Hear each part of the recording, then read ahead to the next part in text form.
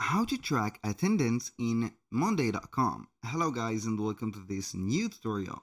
In today's video, I'm going to show you how simple and easy it is to track attendance into your Monday or the CRM tool monday.com.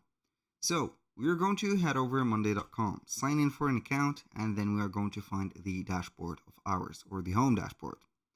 Once we have did that, we're going to head over to the left side of the screen. We're going to see workspaces. We're going to add an item to the workspace, not a workspace.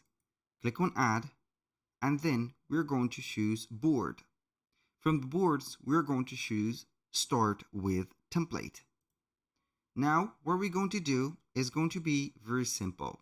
We're going to click on the search bar at the top, attendance, or the ATT. Click on the attendance sheet, and we're going to use that template. It is going to take a little bit of time to create the boards, and you're going to find something like that. This is it.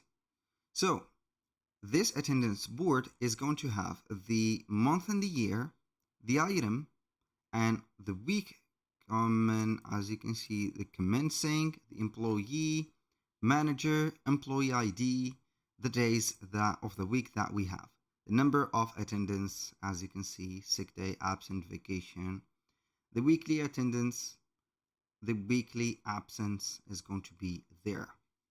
So you can go ahead and have everything set up, and as you can see, the columns are going to be very responsive. So we can go ahead and change something, maybe like this one, and it is going to set up the absence.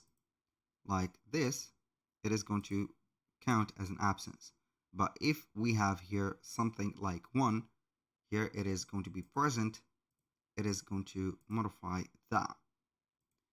That was pretty much it for today's video. Thank you guys for watching. I hope that you have enjoyed the content, and I hope to see you soon on the next one.